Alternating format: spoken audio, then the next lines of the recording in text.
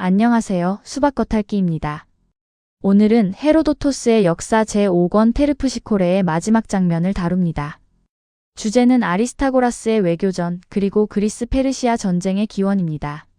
한 사람의 정치적 절박함에서 시작된 이 이야기가 어떻게 동서양 문명 충돌의 도화선이 되었는지 오늘 그 과정을 처음부터 끝까지 따라가 보겠습니다.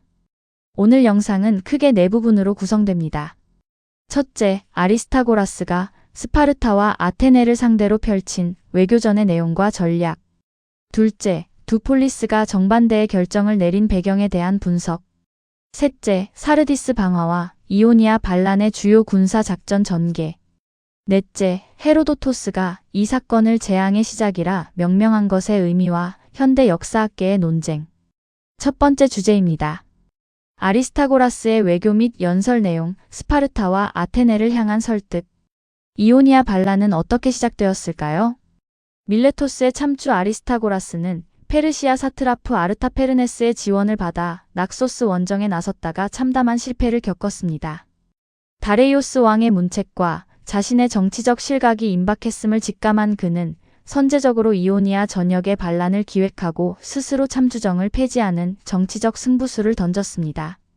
페르시아 궁정에 억류되어 있던 그의 장인이자 전임 참주 히스티아이오스가 노예의 두피에 문신을 새겨 반란을 종용하는 비밀 메시지를 보낸 것도 중요한 촉매제였습니다.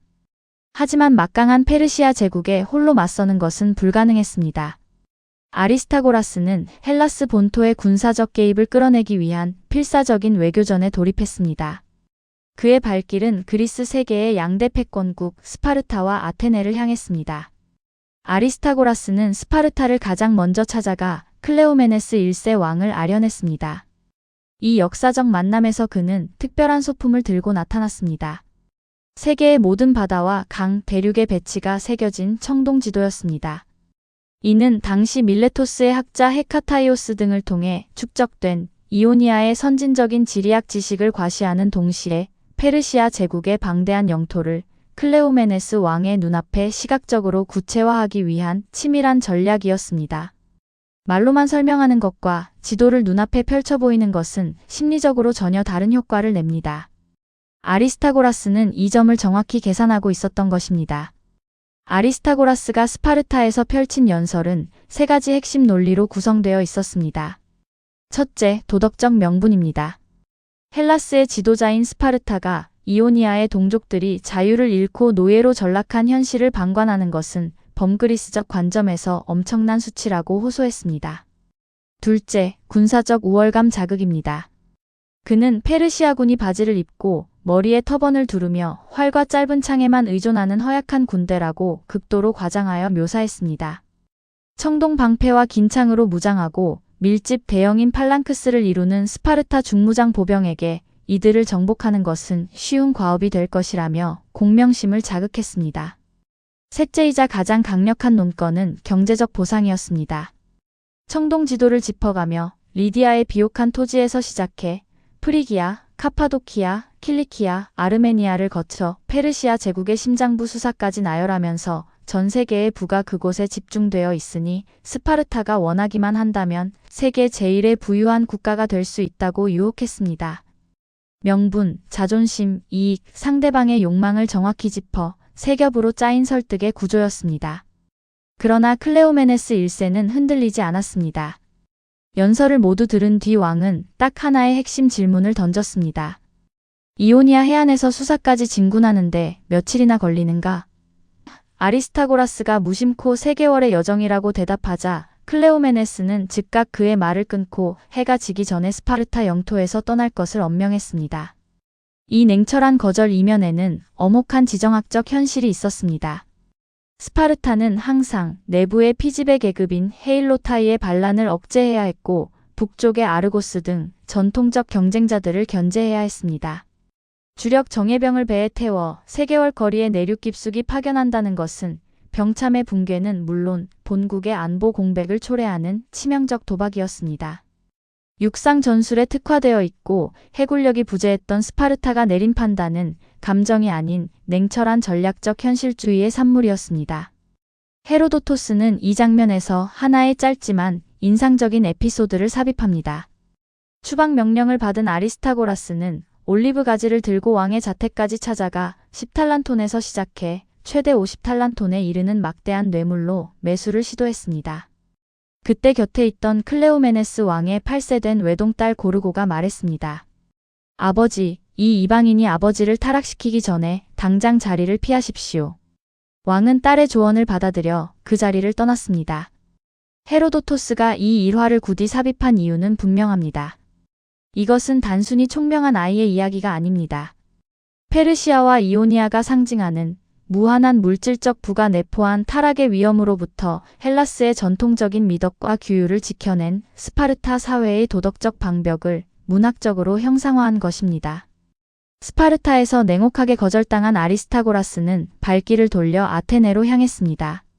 아테네의 최고 의사결정 기구인 민회에 출석한 그는 스파르타에서 사용했던 논리, 아시아의 막대한 부, 페르시아군의 취약한 무장, 정복의 용의성 등을 그대로 반복했습니다. 그러나 1인 군주를 상대하는 것이 아니라 수만 명의 시민이 모인 민회를 상대해야 했기에 그는 훨씬 더 감정적이고 이념적인 무기를 추가했습니다. 바로 혈연적 유대였습니다. 밀레토스는 고대 아테네인들이 이주하여 세운 식민도시라는 사실을 강력하게 상기시키며 막강한 모도시 아테네가 자식과도 같은 밀레토스의 위기를 모른 척하는 것은 도리에 어긋난다고 호소했습니다. 헤로도토스의 표현을 빌리면 그는 민회의 청중들을 향해 간청의 간절함 속에서 약속하지 않은 것이 없었다고 합니다. 무한한 전리품의 약속과 혈연적 의무감의 호소가 결합된 이 연설의 효과는 즉각적이었습니다. 아테네 민회는 결국 멜란티오스를 사령관으로 삼아 전함 20척을 파견하기로 공식 결의했습니다. 이 결정의 배경에는 세 가지 요소가 작용했습니다. 첫째, 혈연적 호소. 밀레토스가 아테네의 식민도시라는 감성적 연대감. 둘째, 기만적 약속. 간청 속에서 강조된 무한한 전리품과 정복의 용의성. 셋째, 공식 결의. 민주적 표결 절차를 통한 파병 결정.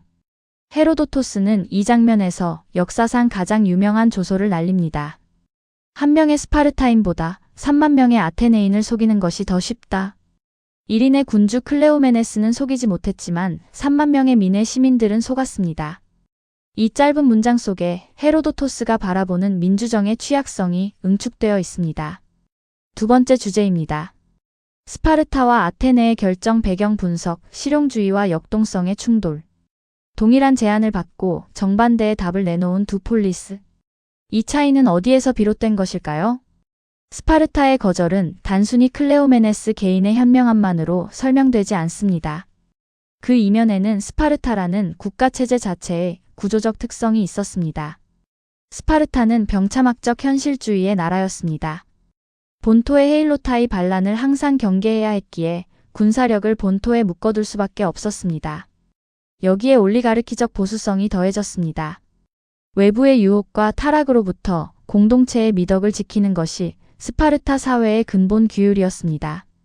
고르고의 일화는 이 규율이 얼마나 내면화되어 있었는지를 보여줍니다. 반면 아테네의 수락은 두 가지 동인으로 설명됩니다.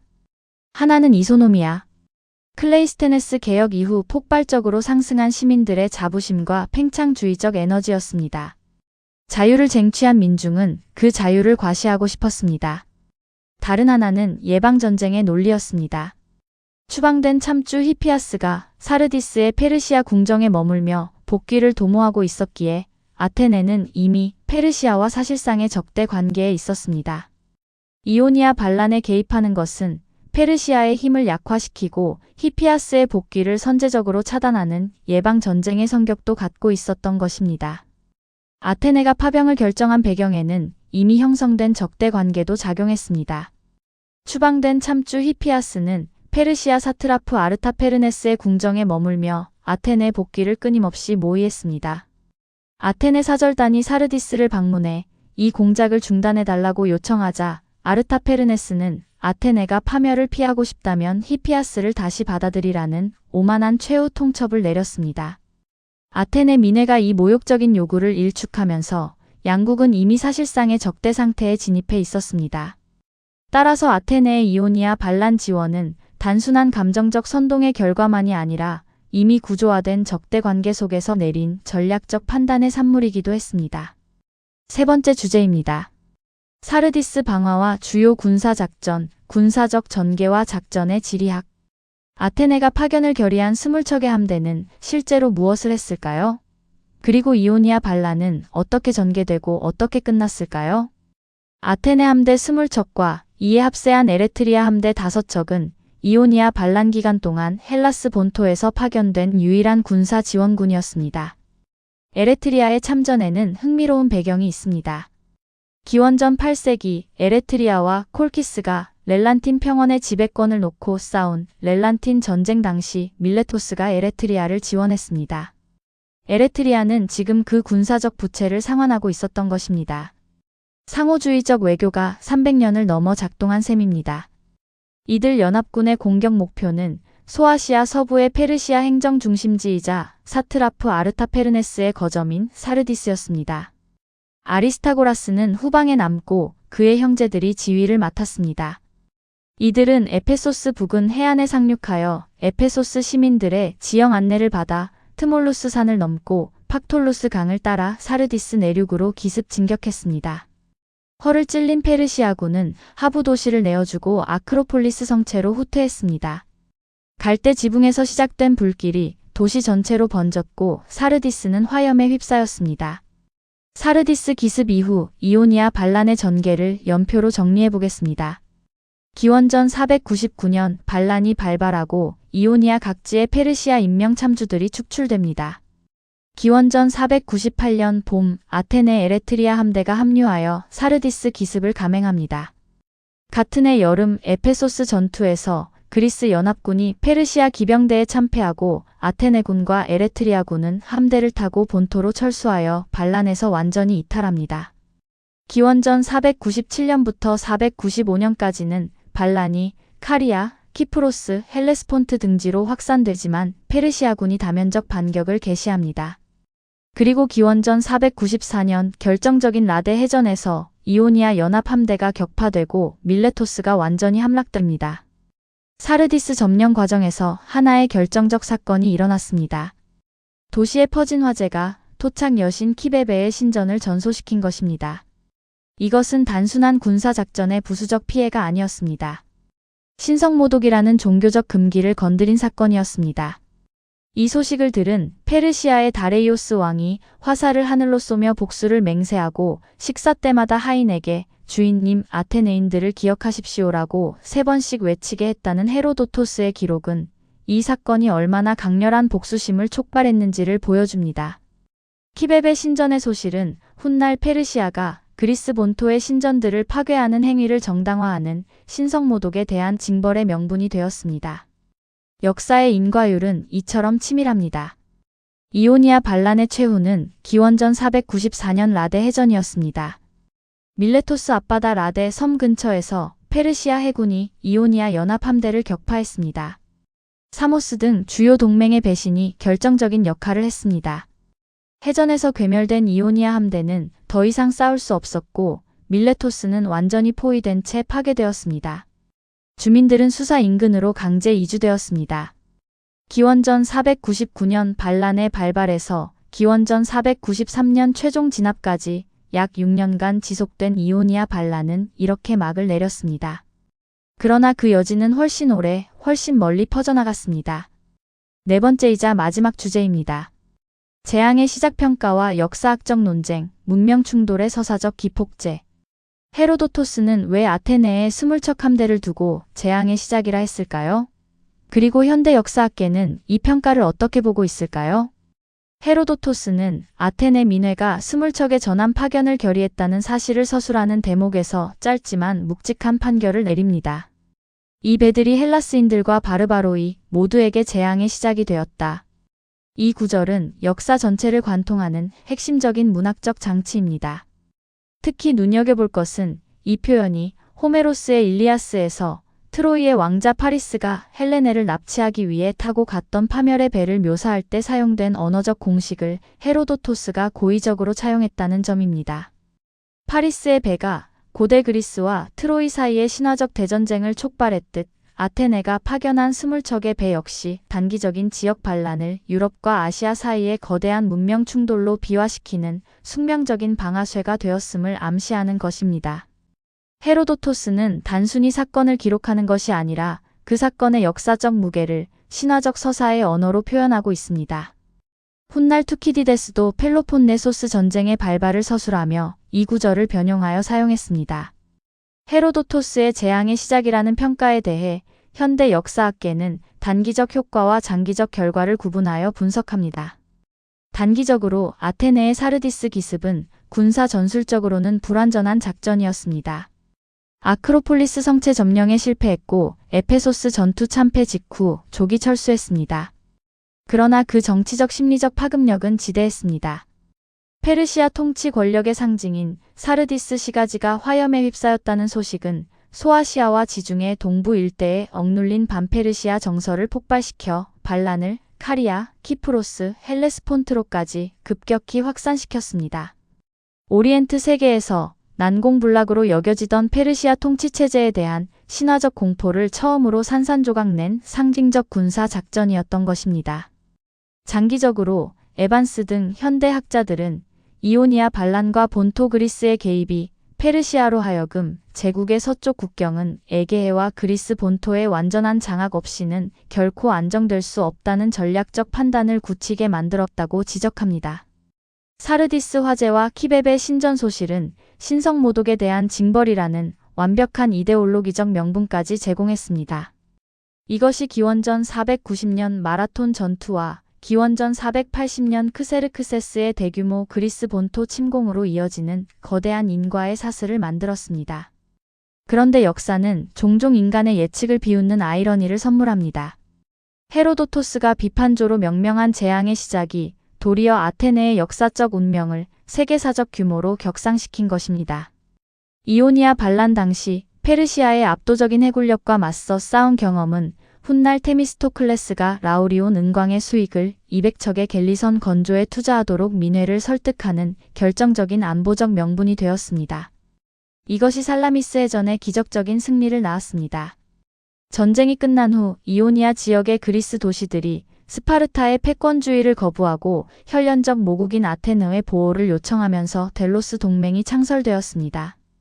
결국 동족을 돕겠다는 수사에 매혹되어 20척의 갤리선을 파견했던 아테네의 무모한 결정은 역사의 아이러니를 거쳐 아테네를 고대 지중해의 압도적인 해상제국으로 탈바꿈시키는 문명사적 결과로 이어졌습니다. 이오니아 반란의 개입이라는 무모한 결정이 결과적으로 아테네를 해상제국으로 만든 것입니다. 오늘 우리가 살펴본 이야기의 핵심을 세 단어로 정리할 수 있습니다. 스파르타의 현실주의, 아테네의 민주적 팽창, 그리고 그리스 페르시아 전쟁의 개막. 이 세 가지가 맞물려 인류 역사에서 가장 극적인 변곡점 중 하나가 만들어졌습니다.